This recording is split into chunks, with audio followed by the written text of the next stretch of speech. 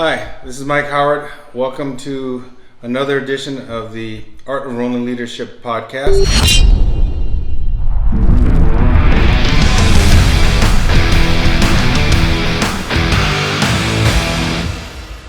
Hi, this is Mike Howard. Welcome to another edition of the Art of Ronin Leadership podcast. Podcasting again from our home in Summerlin in the suburb of Las Vegas. And we're beginning the week, and you may not be able to hear it, but we're having a pretty large windstorm event. But that's good. We're nice and safe here inside the house, and we're trying to make this a regular occurrence, obviously, to podcast. I've gotten some feedback from some of you regarding the previous podcast, and I really appreciate it. I appreciate you taking the time to write and just telling us how much you enjoy the podcast or other things you like to see. And I get a pleasure out of doing this as well. It just get my thoughts out, and while we're still kind of living in this virtual world, even though we're getting slowly out of hopefully the pandemic period of time, at least we can connect virtually like this and get some content out to all of you.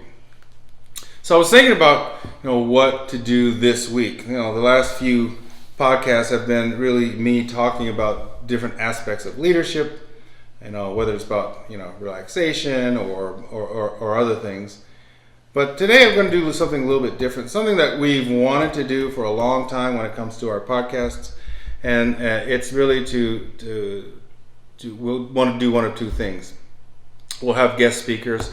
I've reached out to a lot of the people I know in the security community, as well as other enterprises that are in leadership positions, who have agreed to come on the show here and to actually have me ask them questions, and which I love to do. I mean, I just love to be able to talk to smart, intelligent people from all walks of life who can lend their expertise and their backgrounds to making us all better as leaders and human beings. So that'll be a part of that, and that's coming. Stay tuned. That will be coming. There'll be some people here live, in the house, going with me asking questions, and obviously a lot of people virtually, because we know people all over the world. We're going to make this a global thing too. There'll be some content. There'll be some folks that I know from overseas that can really lend a lot to our conversation. Now for today, however, I think we'll do more of a Q&A.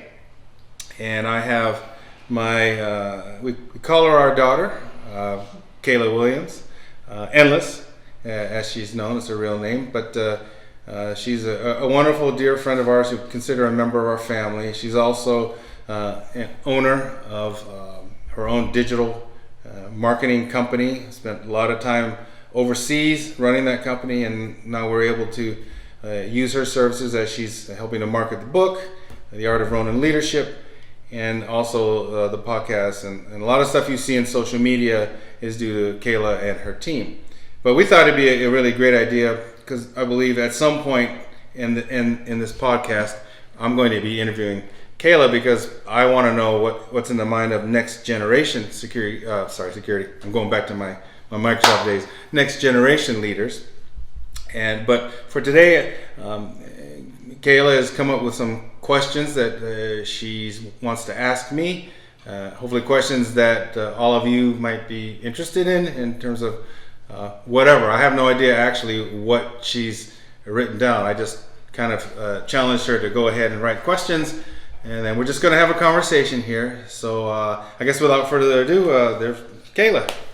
Hey, how are you doing? I'm doing quite well, and I'm glad that we're able to do this together.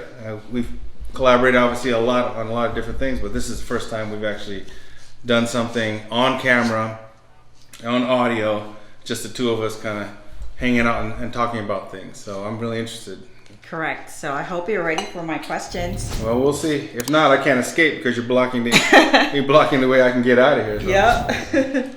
So I've written down a few questions that I wanted to ask you, because I've read the book, obviously, and I've read it multiple times, and I wanted to know a few things about like your inspiration and why you wrote the book. Mm-hmm. So the first thing that I wanted to ask is what inspired you to write the book? One of the things that you'll hear a lot of leadership people talk about is that leaders are also readers, right? And so I've read obviously lots of leadership books. They're all over here and in boxes, and it inspired me many years ago while I was with Microsoft actually to think about what if I were to write my own book, but I didn't have the time because I was chief security officer, and I didn't exactly know what I wanted to write, and it wasn't until we got here to Las Vegas and then quarantine with the pandemic hit that I had the time to write. But the inspiration actually came from a couple of areas. Number one, I remember I was asked to do a lot of leadership talking and speaking when I was at Microsoft, both internally within the company as well as externally in the security industry. And my team put together this beautiful PowerPoint deck talking about basically the road to being a leader. You start off as a sort of a subject matter expert and end up being a trusted leader. And what's the journey? And I used the lens of my career with police, CIA, and Microsoft to kind of tell that story in a PowerPoint format. So I decided, I took a look at it again, and it kind of got some juices flowing, and I thought maybe that could be the nucleus of what ended up being the book. Obviously, a lot of changes. So that was kind of one inspiration. But frankly, the main inspiration is that I've seen too many people be demoralized or beaten down or belittled by people in leadership positions who should never be leaders, right? Who are there because they have a certain amount of expertise, or because they have political influence, or what have you. But they're there for the wrong reasons. They're not there to motivate and to help their people get better. They're there to get jobs done, which is fine. You have an organization to run. You have strategic goals, go get them. But you don't leave, as you call it, dead bodies in the wake. I've seen too many of that. I've seen too many. I've had people come to me, they're in tears after they've met with a particular leader because it treated them badly, right? That should never happen. So probably the main reason I wrote the book is I wanted something out there that was simple, easy to read, but would let people know how I believe leaders should comport themselves. Not that you're going to be perfect. God knows, as you talk about in the book, I made my share of mistakes. Yeah. But the ability to lead properly and to aspire and think about others more than yourselves, I don't see that often. Okay. I see the opposite. I see a lot of people talk a good game, right, when they're in front of the troops, but when they're behind the scenes, they act totally different.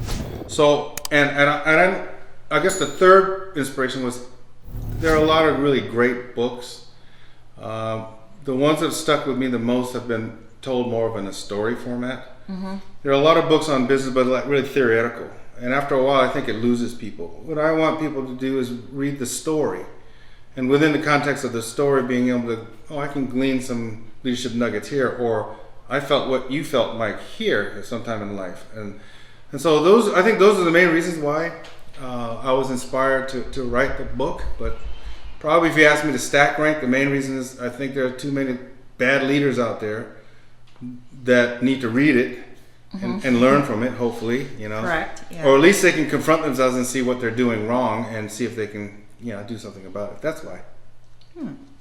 So I guess writing a book is a process. So while you're writing the book, can you please tell me what did you learn when you were writing it? Okay. Let's see. I think I keep this here. You kept the list, huh? Yeah, I kept bullet points. Yeah. Well, I think the thing I remember the most is, in terms of the process, I was very lucky. I knew a fair amount of people that had written books. One of them is a great friend of mine named Laura Stack. I have a lot of her books up here. They call her the Productivity Pro. And I found her on social media years ago when I was at Microsoft, still building our team, wanting to get ourselves better in terms of productivity, managing the Outlook, managing our calendar, blah, blah, blah. And so I hired her. She trained our team, did a great job. Mm-hmm. So I reached out to her, and she gave me some ideas on people who might be able to help me write the book. And for those of you who are interested in writing the book, there's kind of two ways to go about it. There's the sort of traditional route. Right now you have 4 main publishing houses that they may or may not want to publish a book, but that's a formal way. And then there's the independent route where you kind of own everything. And so she introduced me to a woman named Judith Briles, Briles. She's a good friend of mine now, but they call her the Book Shepherd. And her thing is all about independent publishing. And she's shepherded many, many authors from manuscript to publication. So I started talking to her and told her about what I had written, because it took me. I would carve out, during quarantine, I'd write for hours. Right here, right where you see me, right here. I had my PowerPoint and I just started writing. And the book was, even the title was nothing like that, right? The title was something about, sort of the road to strategic leadership or something like that. Mm-hmm. Kind of what my PowerPoint was. And I started writing it, but as I wrote it, the way the slides were, I knew I could conceptualize it as semi-autobiographical, taking me from as a young police officer all the way up to when I left Microsoft, and it just started flowing. I realized I've always liked to write, but most of my writing is in business writing, right? Mm-hmm. Writing, but to be able to write a book, I found it very pleasurable, very enjoyable for me. Some people find it tedious, but I found it really great. And as I was writing it, I was also on Roku. I was watching this thing called Masterclass. A lot of you may know what Masterclass is. Mm-hmm. It's you pay for it, but there's all these. If you're into cooking, or if you're into writing, or whatever you're into, they'll have Gordon Ramsay on the cooking stuff, or they'll have Clive Cussler or whoever it is on the author side. So I started watching these various authors and how they tackled writing. Some were very meticulous with outlines. Some just kind of started writing. Mm-hmm. I found I wasn't really an outline person. I kind of just wrote, and I wrote, and I thought I was a good editor, but I found out I'm not that good an editor when it comes to writing books. Right? I was pretty good when it came to business writing. Mm-hmm. But I finally finished the manuscript, and it was, if you look at The Art of Ronin Leadership here, my original manuscript was probably 3 times this big, right? Because there was a lot of fat, as you find out in writing. So when I got to Judith, of course, I love Judith. She tore it apart, said you can't write, but I get the idea of what you're getting at. We'll get you there. And it was this meticulous process of going back and forth, and I'd refine it. And she was right. I would refine it, and then we collaborated and came up with, it was like, how do I differentiate this book from any other leadership book? Then it was more like, so she said, tell me something about yourself. This is early on, right? And I said, well, my background, half Japanese, always been in martial arts, and blah, blah, blah. And for some reason, I don't know why, I said, I even have tattoos, they're Asian, Japanese. So I showed her this, and she said, what does that mean? I said, Ronin, means masterless samurai. And she said, well, tell me more about that. And so I did. And we both talked about it. We thought, wow, what if I could be like a Ronin leadership? What do you think about that? So we kind of chewed on it. I thought, Ronin is masterless samurai. So if you take my career, and I've grown hopefully over the years, and as the older I get, and you make mistakes, you learn things, you recover, get more knowledge, get more experience, blah, blah, blah. And then at some point, you kind of figure out your own style of leadership. So I don't have to emulate other people, your masters, so to speak. You kind of forge your own path on leadership. So we decided that was the way to go. And that completely turned the process on its head, because not only was I refining the content, but then, in fact, I pulled this out for the podcast. I was sitting here one day, I was looking at a chapter, and I had some teaching points. And I know you could have bullet points at the end, which we have in the book. But then I thought, there's something missing. So I kind of turned around and I looked. Here I got this martial arts section. So karate books and martial arts philosophy books, and I pulled out this book called The Book of Five Rings. Right. This is for those of you in the martial arts, written by Miyamoto Musashi, who was the greatest swordsman in the samurai era. Carried 2 swords, but he was a philosopher, and he wrote this Book of Five Rings about the philosophy of martial arts. You can see I've got all these notes in here, right? Yeah. Because what happened was I thought, okay, I take this chapter on like starting the journey, and then I started going through the book, and I found phrases that that actually corresponded to different things that I wanted to like continuous improvement. It said this part: let your inner mind be unclouded and open, placing your intellect on a broad plane. It is essential to polish the intellect and mind diligently. So I thought, what if I go through this book, find teaching points that correspond to different chapters, and then kind of add the phrases somewhere in those chapters. And that really turned it around. And then we just kept refining. Judith introduced me to other editors. So this thing probably went through 5, 6, 7 different people before it was finally published. In fact, the last person I never met, they called it a cold eye editor. That's the person who Judith knows, and they send it and they just kind of look at it. By that point, it should be mostly grammar. Okay. By that point, the content should be there. It should be reading. It should flow. Yeah. But I whittled it down to a smaller book. Added the phrase from Book of Five Rings. We had a wonderful person named Rebecca Finkel who nailed the cover, but also the insides. When you add the phrasings from Musashi in the Book of Five Rings with the Ronin symbols, it really made a really elegant book. But it was quite the process, and one of the things you realize as a writer, you learn that you put your ego in check, which was actually a good lesson for me, right? Yeah. Because I have a fairly healthy ego, and the idea of someone telling you, yeah, you really can't write, but we'll get you there, and she did, and so that was the whole process. But yeah, if you just literally have to sit and write, and know that the first manuscript you have you may think it's the best thing since sliced bread. It's not, but it will get better, and you learn a lot. And I actually found out I enjoyed the process. Even when I came back and it said this should be taken out, this should be taken out. I don't like this, but I like this. I like this. You look at people from another point of view and say, okay, you're the expert, right? Yeah. Like, you come to me for security issues. I'm gonna tell you, I come to you for writing. Yeah. Obviously, you know what you're talking about. Right? So that was the process. Oh, that's very interesting. Yeah. So you said that it's from your learning process and from the book itself, you do have like some bullet points and teaching kind of like bullets when you go to each chapter. So what do you think is the most effective daily habit for any leader to develop?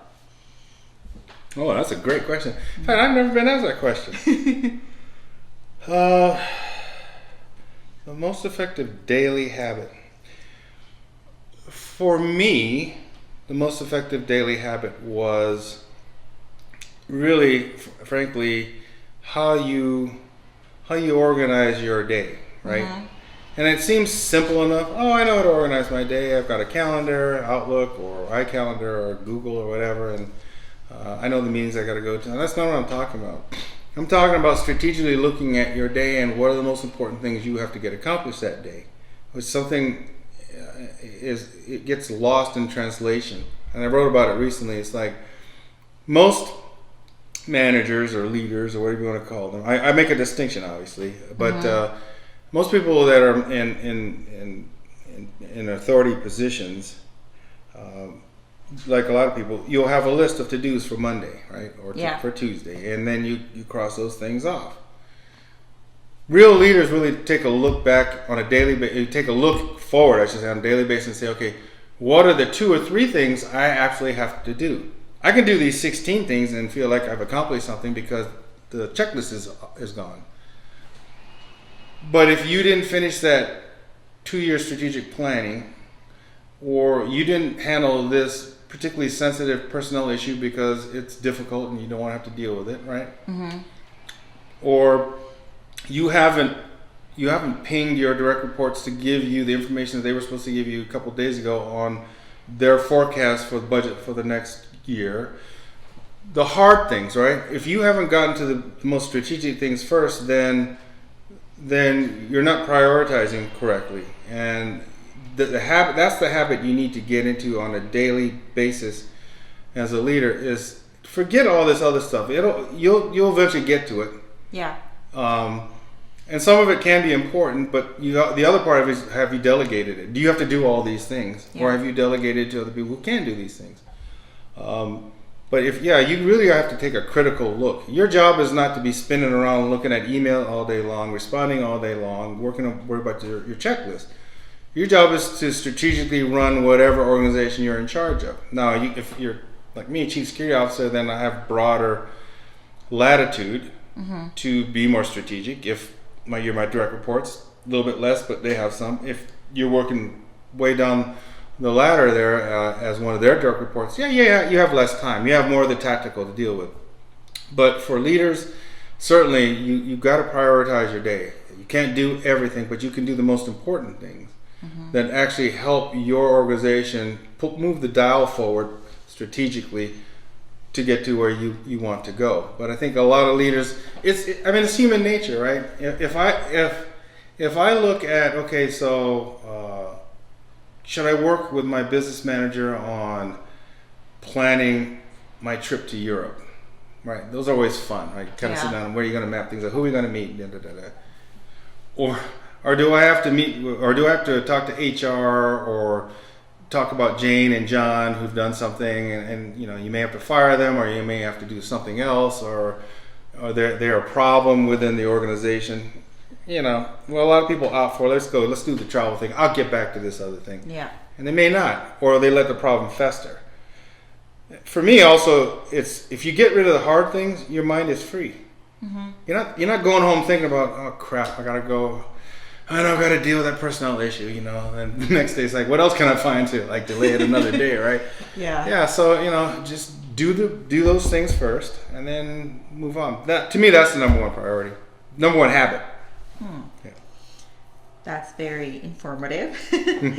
So this another thing that I actually want to really ask you, because you've been to the security industry and you've worked with the CIA and Microsoft, all really lucrative careers that you had throughout the years.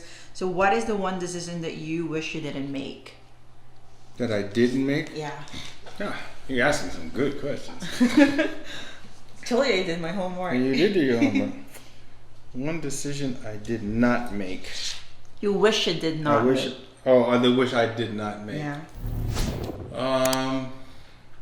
Let me think on that for a second. I look at my career, CIA, Microsoft.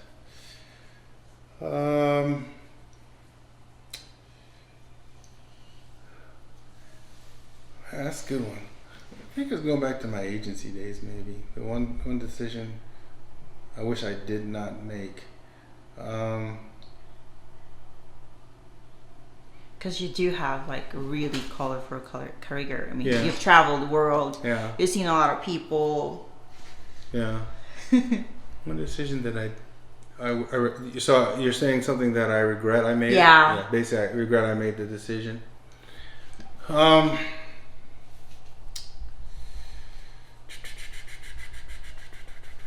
I think when I think back on my career and I look at my life, especially I look at Microsoft.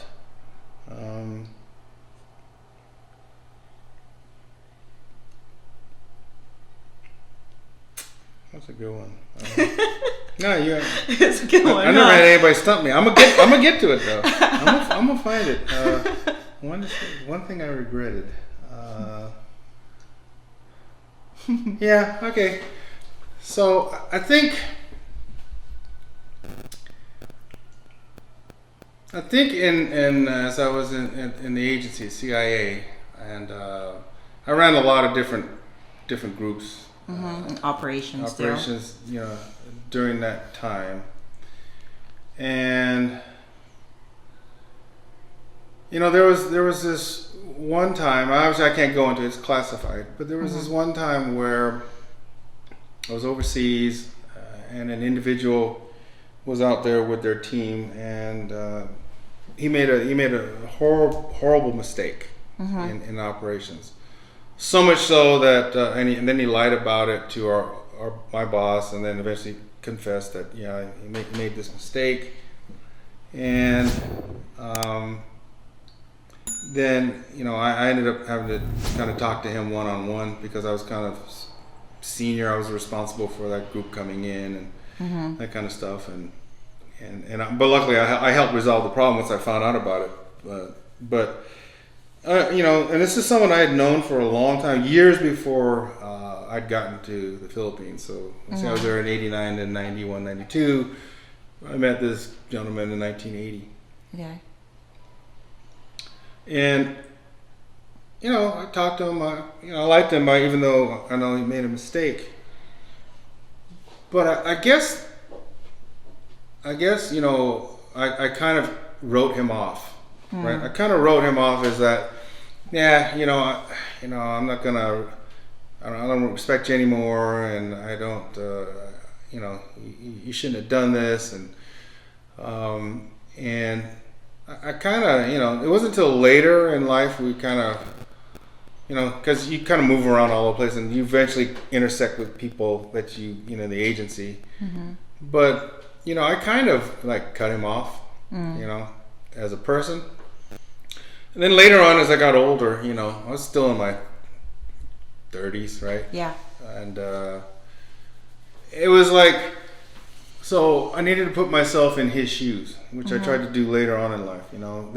Not condoning what he did was a bad mistake, and then trying to lie about it, but trying to understand why someone would do that, and then not necessarily saying, okay, it's okay you did it. Yeah. But if you can understand, why they did that, and understand they're a human being, and what were their motivations, right? In this particular case, the motivation was actually self-preservation. It was a boneheaded mistake he made, but he wasn't trying to hurt anybody. Yeah. He wasn't doing something malicious to try to get over on somebody or something. It was just a mistake, and a costly one. But that was part of the decision I regret, because you made me really think. I'd go in my database and really start thinking about this. But yeah, I think I regret that, because not that we were like buddy, but we had been friends, along the way, years, off and on, and then just to cut them off, right? Yeah. And then later on, this is way later. I left the agency in 2002, so I don't know, maybe late 90s, somewhere around there. We connected sometime, and I started talking again, and again, not close, but it was, at that point, I'd gone through enough maturity and made enough mistakes myself that I could talk to this person as a human being and remember that, hey, this was a big blip on his career, but he's still there, and he's still serving his country. Yeah. And he's still sacrificing for his country, and he should be treated with humanity, And who am I to judge, right? The Bible does say, "He who is without sin cast the first stone." And so that was probably, that's probably the decision that I regret the most. And it wasn't obviously a business related; it's more personal. But it's something that you made me think about, because you saw how long it took me to figure out an answer to this thing. So that was a great question. But that was it. Yeah, that was it. And I'm glad at the end he realized that I didn't blame him, and that we could be friendly and talk, and that kind of stuff. Yeah, it's human nature. Everyone does the same. Yeah. So opposite of that, I wanted to know, what are the things that makes you most proud? Wow. Well, I think at CIA, and I just recently was very lucky. I think you know this. Yeah. I had a historian for the Center for Intelligence Studies, who came out, happened to be out here, and was with the agency, still has clearances. Actually went through my personnel file back in Langley. Yeah, what I saw. Yeah, and gave me all kinds of stuff that I forgot I had actually been involved in. But, and obviously I can't talk a whole lot about. But I'm very proud of a lot of the operations that, especially in the Philippines, that we ran, because we were up against the Communist Party of the Philippines, and then their armed wing, the New People's Army.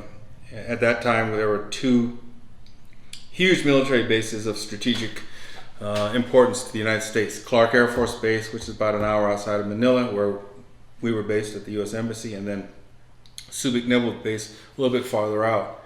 And the NPA they're basically killers, and they were killing service people, mostly servicemen, outside the bases there in Angeles City and Olongapo. They were killing a lot of Philippine military and intelligence people in the streets of Manila and other places. Some of them who had been working with us. And then they killed a guy by the name of Nick Rowe, who was, a lot of you probably don't even know who he was. He wrote a book, like 5 Years to Freedom. He'd been a POW, prisoner of war, in Vietnam. He's a Green Beret, and he managed to escape.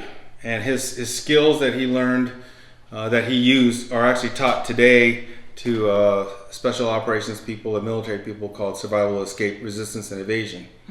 And he was there on assignment with this joint military assistance group, and they assassinated him. The MPAs assassinated him about two months maybe before I landed in Manila. What I'm most proud of is that I worked with a group of top professionals within the agency, as well as partner organizations like now they call it NCIS, NIS, State Diplomatic Security, FBI, Air Force Office of Special Investigation.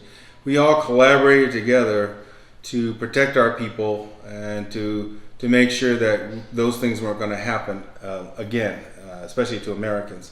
And we significantly, I think, reduced the threat from the MPAs against especially U.S. citizens, but hopefully our Philippine counterparts. And we launched a lot of different operations to stop these guys. And it was a very dangerous time in our lives. We drove armored cars, we carried weapons, we had guards assigned to our house because we were working with the Philippine military and police and intelligence, and so we figured that bad guys probably knew who we were. And it was but we rallied and we took it back to the bad guys, and I was really proud of that.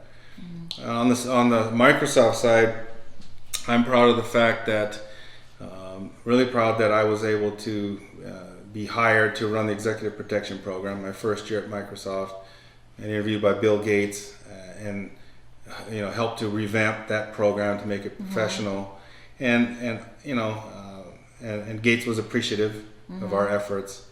I think the trademark at Microsoft is kind of the big thing, was when we developed which I talk about in the book, our Global Security Operations Centers. And a lot of people listening to this, if you're in the security world, you've heard this story before.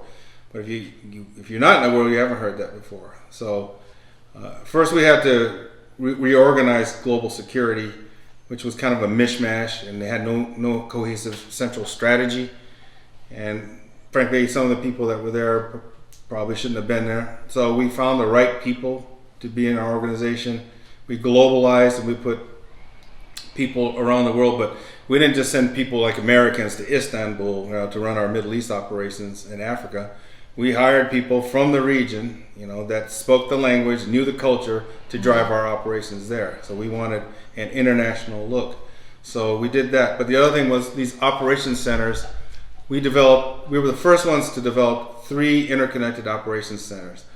One in the UK, one in Microsoft headquarters in Redmond, and then one in Hyderabad, India, to cover Asia Pacific. They were able to for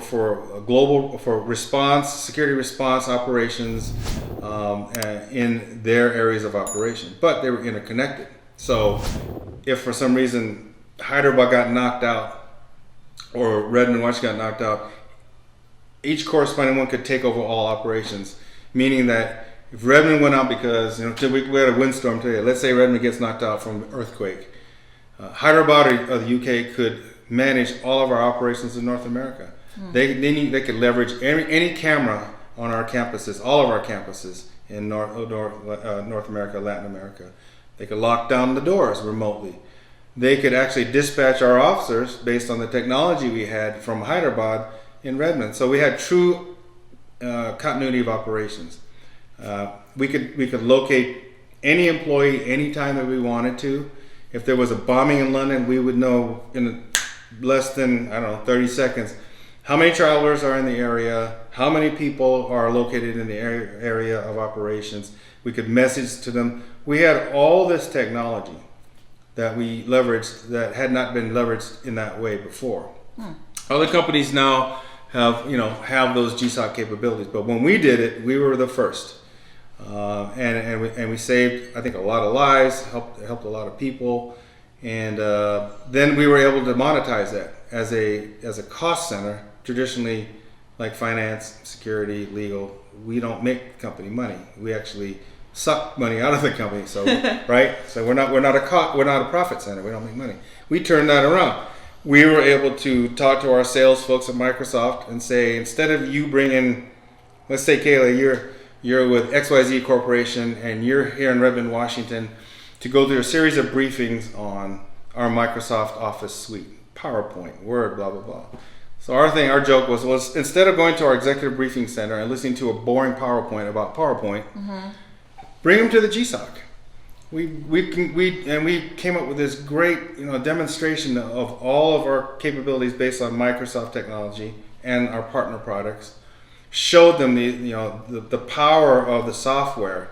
Okay. So it doesn't have to be security; it could be any enterprise, but you use it to organize yourself better, to respond better, to keep yourself organized.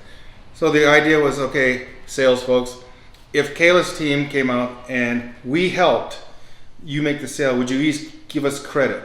Yeah. What they call capture the soft dollars. $10 million sale. Yes, sales team, you get it because that's how you get paid. But we can capture these soft dollars. And he said, fine. And we worked in the finance organization. My boss was the chief accounting officer.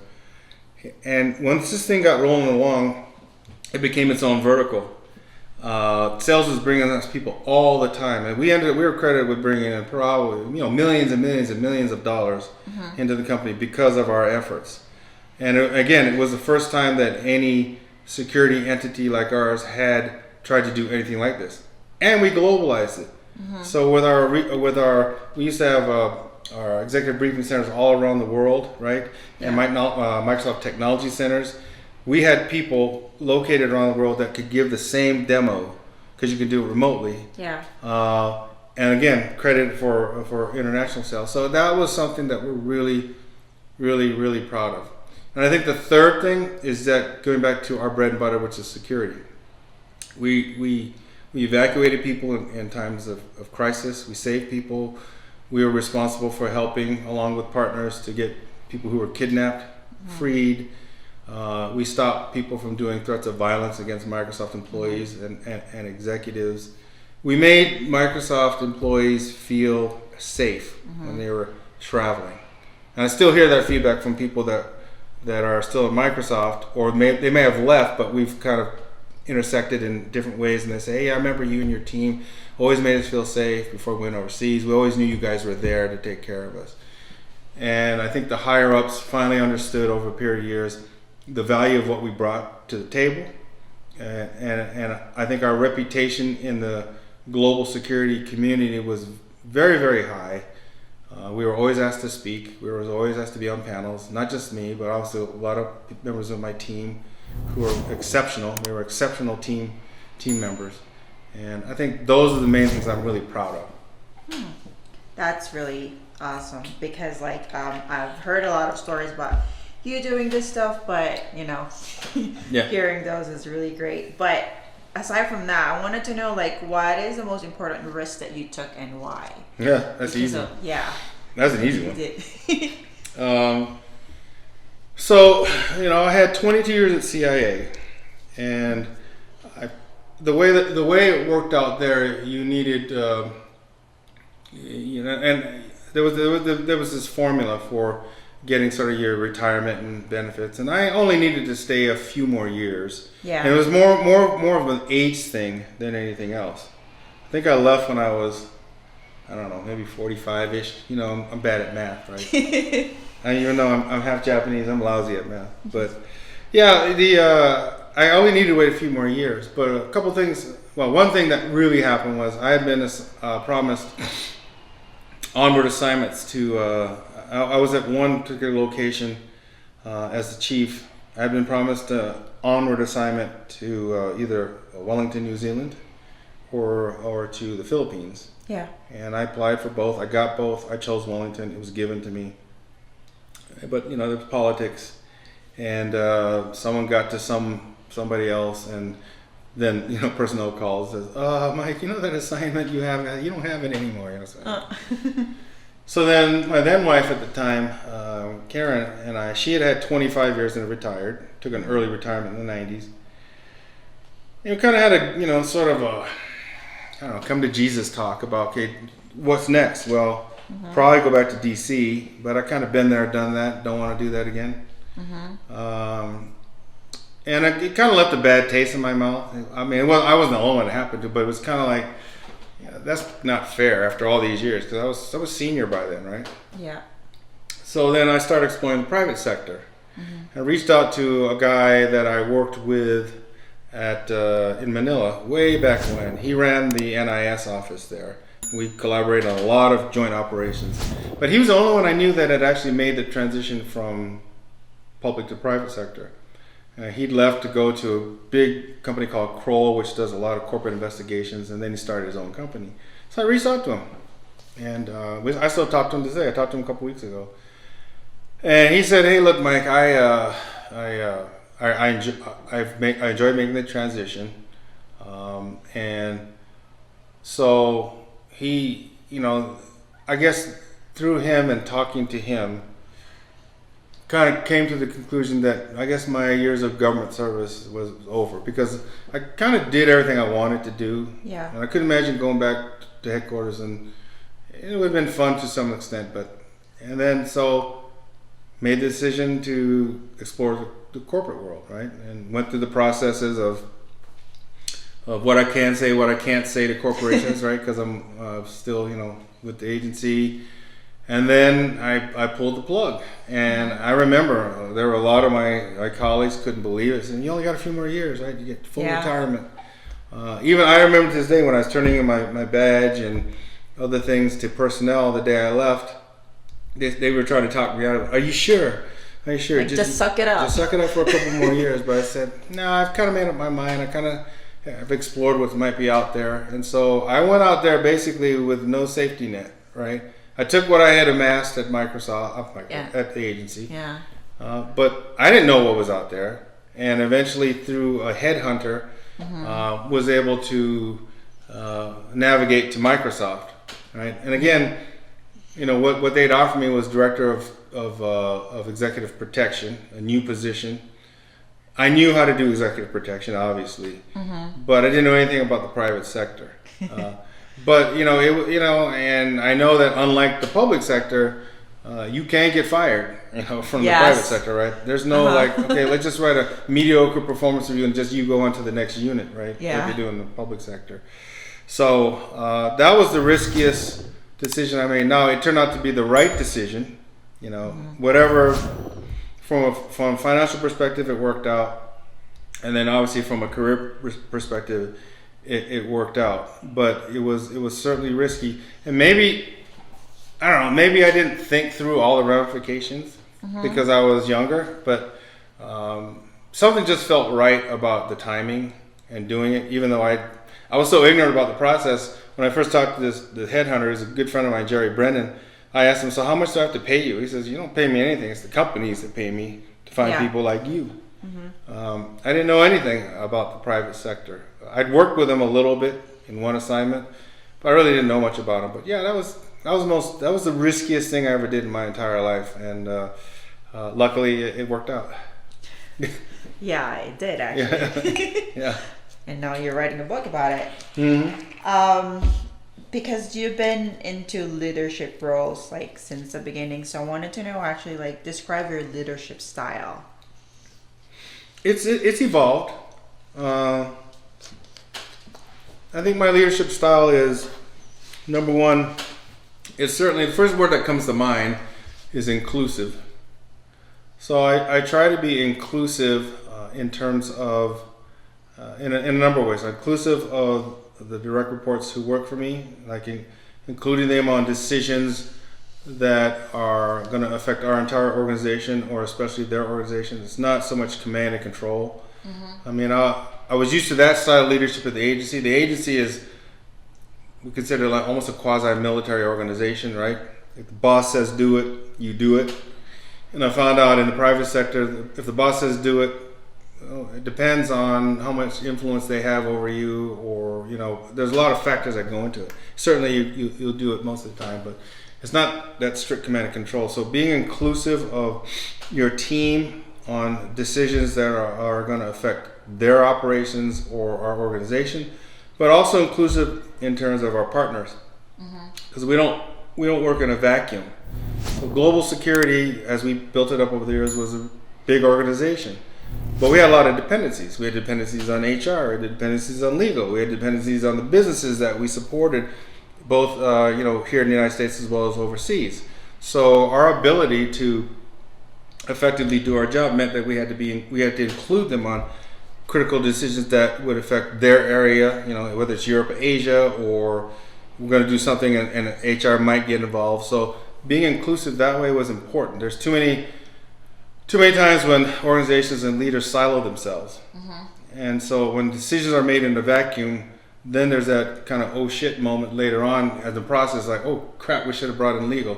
Yeah. And they're all pissed off because they weren't brought in, and then so being inclusive, that's a big part of my leadership style. I think another part of my leadership style is to be open. Open about who I am and what I am, right? So I'm not just Mike Howard, Chief Security Officer, and I sit at this desk on this floor and I'm the boss. I'm also a husband. I also love to work out, and I'm a James Bond fanatic, and right? And I love martinis, and I want people to know who I am as a person. As a person, right? Because I feel that from a leadership perspective, the more people know about you as a person, then when you're making decisions, especially decisions that may go against what they want to do, or you have to do something like disciplinary, they know where you're coming from. You're not coming from just because they're just a number in the organization. Yeah. Like you consider them people too, right? So I want to make sure I'm open in terms of who I am and kind of what motivates me. The other big part of leadership is another part of my profile, I guess, is I endeavor to always put the team first, right? And that is kind of probably, if you ask me what the heart of this book is, that's probably the hardest book, the selfless part that I talked about. It's not like I was always 100% good at it, right? But it was more like I wanted to think about my team first. I made a conscious decision to think about my team first. What's so and so thinking about today, or what's so and so going through today, and making sure I touch base with people, make sure I walked around and talked to them, and management by walking around instead of just staying in your office all the time. It was that aspect of putting others first, giving credit to others. There's a lot of leaders out there that's like me. I do this, I do that, I do this, I do that. Never mention their team. I remember hearing this story one time. A bunch of CSOs were trying for a particular position, and they got a movie company, and I heard this story where a lot of them were very qualified, but they didn't get it. They gave it to somebody else internally. But I was told that the reason they didn't get it was they kept talking about their team. Whoever was interviewing, who must have been an idiot, but they kept talking about their team. And said, "You keep talking about your team did this, your team did this. Well, what did you do?" Well, maybe because it's Hollywood, right? Because it's all about me in Hollywood. And so it's not about you; it's about the team. Being and thinking about them first, and what are their things, and being willing also. And sometimes you have to draw a line and say, but being willing to deal with their personal issues, right?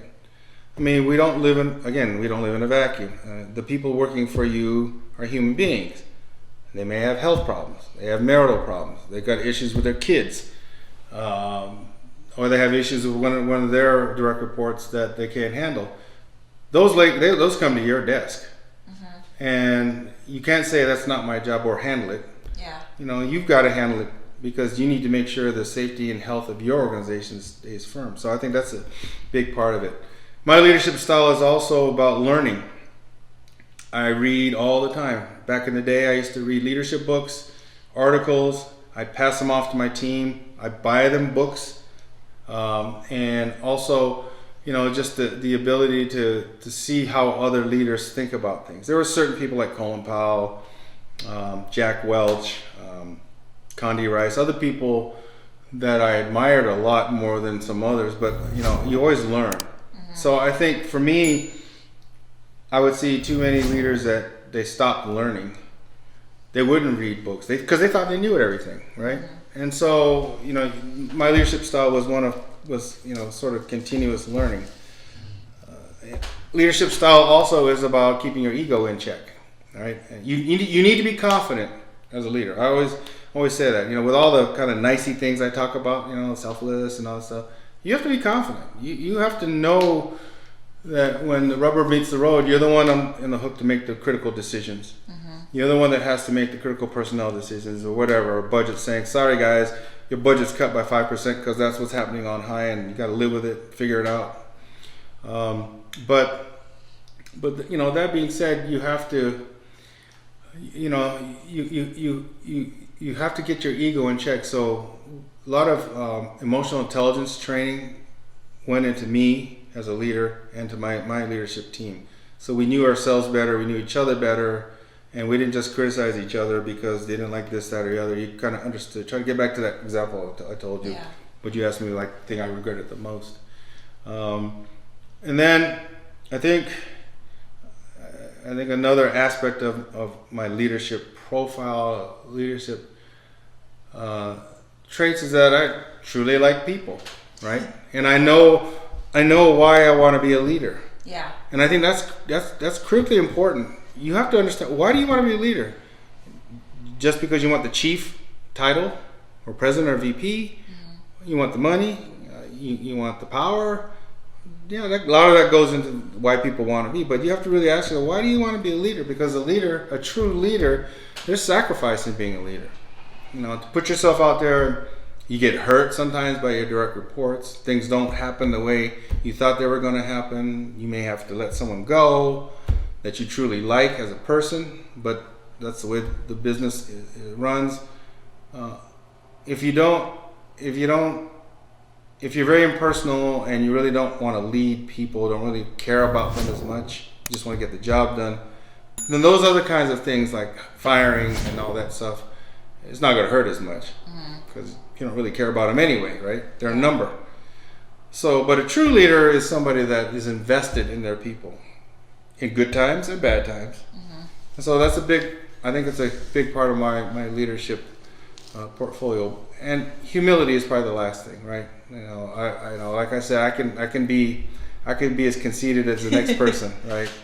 But I've been told a lot of times that I'm pretty humble when it comes to myself and giving credit, and even now when people say, "Oh, yeah, you're an author," I still got to step back and think, "Okay, yeah, I am," right? Because part of me doesn't believe it, right? Or doesn't believe that I deserve to be there. But that's okay. That's who I am. And everybody doesn't have to be all the things I just talked about. But you asked me about me, and that's me. Okay, the last question I have, I think a lot of people wanted to know about this, and most of the time they struggle to how to handle it, is I wanted to know, how do you respond or handle criticism? That's a good one. Yeah. I think better now than a long time ago. Criticism is always, anybody who tells you that, I take it well, they're lying. Yeah. They're lying to you, right? Yes. That's a great answer, but it's a lie. It's always hard. Right. It's always hard because, again, it may be warranted, it may not be warranted, but you hate hearing it, right? But for me, how I handle it is viscerally. Initially, it's like, nah, I don't like it, or it's BS or whatever. That's a human visceral reaction to when you see criticism about Mike Howard's this, Mike Howard, whatever. But I have learned to take a look at who's making the statement, and also look at what are the possible motivations behind the statement. Now, there could be really good motivations, like they may look at something you've done and say, "I don't like it," and I think you went down the wrong path, and that's fine, right? There are other people that the motivations are not so benign, because they're jealous, or they don't like your face, or whatever it is. But you do. I take criticism in terms of initially reacting like I don't like it, and then taking a step back and looking at, okay, why are they saying what they said, and are there any nuggets of truth? And that's the critical point, I think, when it comes to criticism, is to be able to put your ego in check just for a second to see or what they're saying is true. A lot of times the visceral reaction to a criticism, my opinion, is because there is some nugget of truth in that criticism, but you don't want to have to face that, right? It's like writing, right? If you get a review that says, this is good about the art of Ronin leadership, but it's really boring, or it doesn't pass the smell test, it's kind of you don't know what you're talking about, right? Yeah. It's my book, But then I look at it from their point of view. Maybe they don't. They're not turned on by the security stuff, or they don't really care about the CIA stuff, or they don't understand it, or they don't like it because they don't like that kind of stuff. I don't know. But it's just something, nobody likes to be criticized. And even to this day, I'm 65 years old, I don't like to be criticized. But I think I handled it a lot better than I did when I was 21, 31, 41, right? Where I would just poo-poo it right off the bat. Just say, they don't know what they're talking about. They're idiots, So that's how I handle criticism. I think it's just an ongoing process. I would just tell anybody who's, if you're being criticized, just take it initially. Kind of know your reactions and deal with those reactions. I'm not saying there's no right or wrong reaction, right? If you say that's BS, fine. If you say, well, I don't know, that's fine. But then you have to take that step back and objectively say, okay, who are they? Why are they saying it? And is anything they're saying true? Because if it is, then if you incorporate that as constructive criticism, it may not be sent to you as constructive criticism, right? Because a lot of times it isn't. But you turn that around and say, okay, I know these 4 things they talked about are BS, but this one here, I suppose I could. Great, take that as constructive criticism and use that, weaponize it and make yourself better by looking at it and saying how I can make this better, right? And the things that you don't think apply to you, if you truly were objective about it, that's fine. But just be critical and then just move on. But just remember, your initial reaction is going to be not the best, but that's human. That's okay. And then just kind of move on. That's what I do anyway. Then I go have a martini. Wow, this is fun. No, you asked some really, really great questions. Like that I guess that one from left field, I really had to think about that. I really had to go into my career and think about, oh man, I got to say something on camera, But no, I really appreciate the thought-provoking questions. I always enjoy talking to you, but I love the questions. So thanks for putting time into that. Okay. Yeah. So that we're just going to wrap up now for this edition of the Art of Ronin Leadership podcast. I had a great time with Kayla, and I love the back and forth. And I think you'll enjoy also not just this podcast, and hopefully as much as you've enjoyed the others, but as we get other guests in here, this is the kind of style that we're going to have, more conversational, getting to know people, and hopefully we encourage you, number one, to subscribe obviously, to our podcasts. We're on. Give us a 5-star. Give us a 5-star, yes, of course. Yeah. Certainly go out and buy the book. You can find the book on our website, mycoveredauthor.com, but also on Amazon. And we're working on an audio book as we speak. That's a longer process, but we'll get there. But yeah, certainly subscribe, hit the like button, give us feedback, and also tell us the things you want us to do. It's not just getting feedback on stuff we've put out, but is there anything else you want us to cover? I mean, and it doesn't always have to be about leadership. We'll probably do some podcasts maybe about martial arts or physical fitness or nutrition or whatever, whatever we decide to come with, or with things that you are interested in. Just let us know. So we appreciate you listening in. I hope you got something out of this. Thanks again, Kayla. And until next Monday, have a great rest of the week, and keep practicing the art of Ronin leadership. Bye.